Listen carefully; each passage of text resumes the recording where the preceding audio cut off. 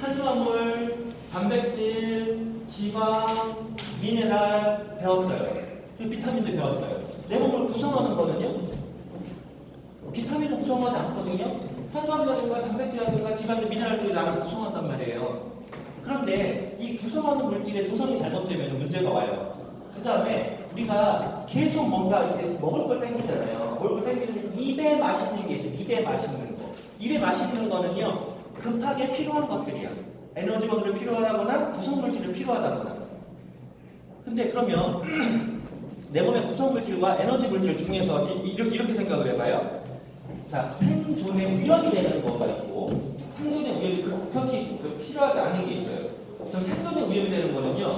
에너지원이에요. 구성물질이에요. 에너지원이에요. 이게 부족하면 생존에 위협이 생길 수 있어요. 만약에 여기에 사자강물이 들어왔어. 내가 뛰어야 돼. 허우대는 멀쩡한데 뛸 힘이 없어. 잡혀먹잖아요. 그러니까 생존이 우선이 돼야 돼요. 그럼 생존이 우선되는 건 뭐예요? 에너지원. 에너지원은 대표적으로 뭐가 있냐고. 이 지방과 탄수화물이 있다고요. 지방과 탄수화물. 그래서 내 입에 들어오면요. 맛있어. 그죠? 맛있어. 근데 이게 계속 먹으면 어떻게 되죠? 과잉이 생겨요. 과잉이 생기면서 이게 축적이 되거든요. 자, 축적을 안 시키고 내보내고 싶은데 우리 몸에는요 들어온 거잖아. 언젠가 쓸 거거든. 그래서 내보낼 세팅이 안 돼 있어요. 지금까지 지나면서 세팅이 안 돼 있단 말이에요. 그리고 단백질은요. 만약에 아가씨가 있는데 데이트하다가 남자가 처음 만났어. 소개를 받았어. 근데 모밀집에 가.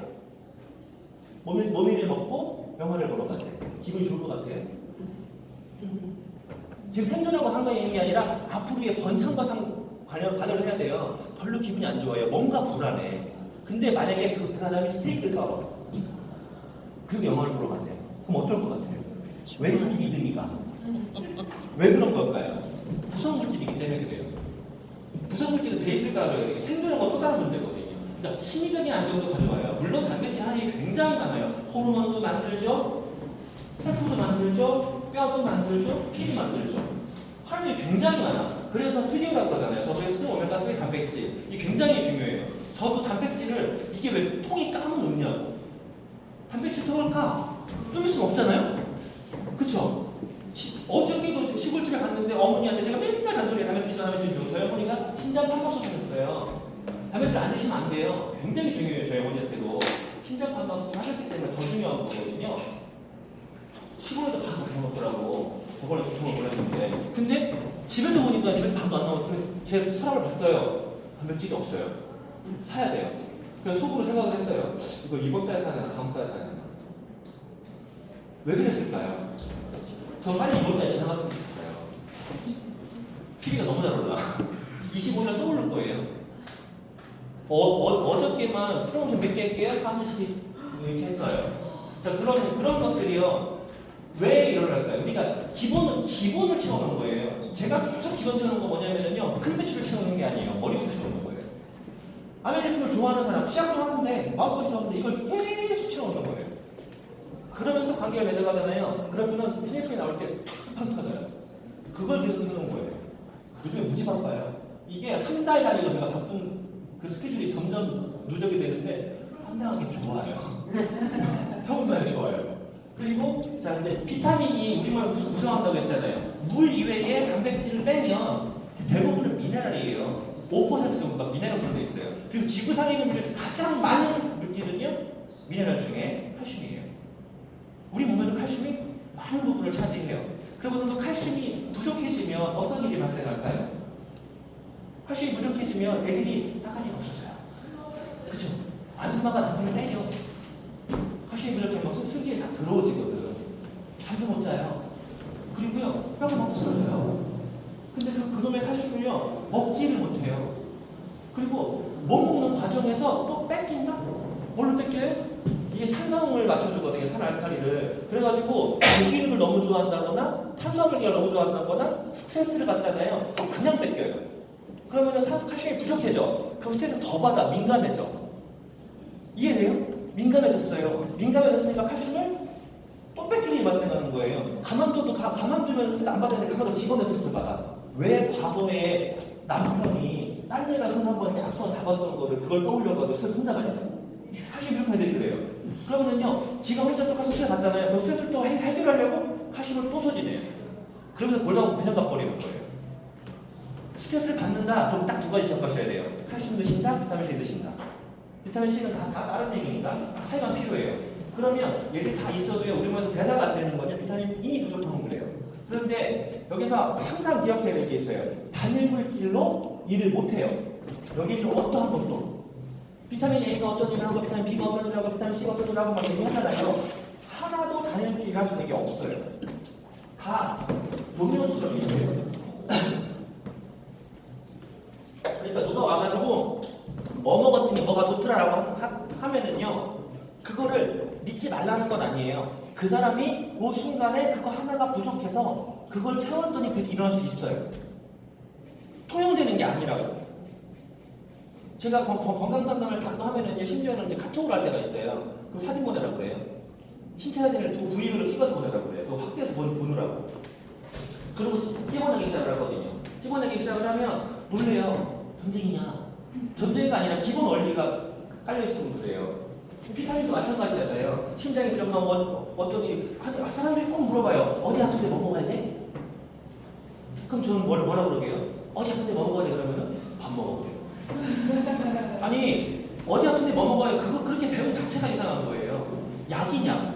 약은 그렇게 하면 되잖아요. 머리 아프면 진통제, 허리 아프면 진통제.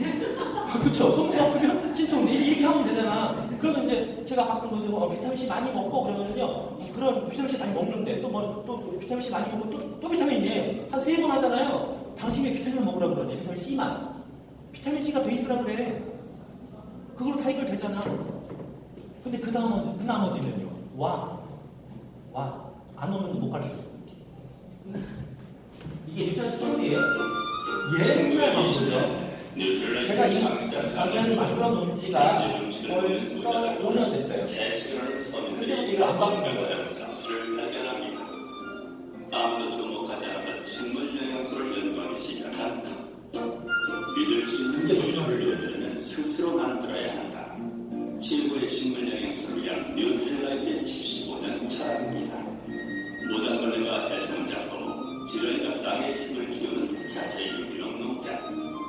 그리고 씨앗에서 완제품까지 이르는 토탈 시스템. 뉴트릴라이트가 세계의 건강 상식이 된 이유입니다. 건강 편식품의 세계적인 베스트셀러. 요즘에 나오는 뉴트라이트 브랜드 영상이라든가 이런 거 정말 잘 나와 있잖아요. 근데 저는 지금도 이게 가장 좋아요. 왜냐면 베이스이기 때문에. 그 베이스를 중요하게 생각을 해요. 중요하게 생각한 이유 중 또 하나가요. 제가 참 슬림하죠. 살이 없는 게 아니라 뼈가 많은 거예요. 왜 뼈가 많을까요? 내가 못 먹어서. 못 먹어서. 키만 멀쩡하게 컸어요. 정말 중요한데 사람들한테 영양식품에 대해서 이야기하라고 그러면 먹어야 되냐라고 얘기하고 있으니까 체라는 이 거대한 화학 공장이 제대로 가동이 되려면 원료가 필요하겠죠. 이 원료는 40여 가지의 모든 영양소인데 이 영양소 중에 일부가 들어오지 않게 되면 어떻게 될까요? 일부 기계가 제대로 작동을 못하겠죠. 이때 필요한 영양소를 공급만 해주면 원활하게 돌아가는데 그게 보충이 안 돼서 그 기계가 작동을 멈추고 연달아 다른 기계에 영향을 주게 되면 결국은 수리공에서도 필요하겠죠. 그때는 이제 약이 들어가는 거거든요. 그러니까 영양소로 해결할 수 있는 문제를 해결하지 못하고 결국 질병까지 이어질 수 있게 하는 이것이 바로 현대인들이 가지고 있는 칼로리 과잉 시대의 영양소 완전 고전이잖아요. 근데 요즘에 이런 고전은 소비자분하고 이런 거 찾아보셨나요? 같이 보세요. 옛날 어른들 정말 그분들이 이해해요.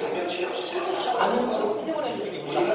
모르는 걸 보시는 게 아니라. 옛날 어른들이 먹던 음식은 다 좋아요. 비료를 많이 쓰다 보니까 토양이 산성화돼가지고 지금 우리가 먹고 있는 채소나 과일들은 옛날 어른들이 먹던 것에 그 함유되어 있는 그 비타민이나 미네랄이 훨씬 더 부족해요.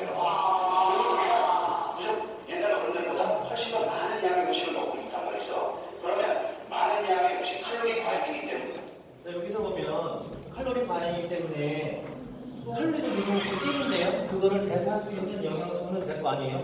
대사하는 영양소는 결핍되어 있단 말이에요. 그 결핍된 이유가 뭐라고요? 토양의 산성화, 그리고 비료, 운반. 내가 내 집에서 다 뜯어 먹는 게 아니니까. 그런 일들로 계속 영향이 결핍되고 있어요. 그 와중에 또 뭐를 하냐?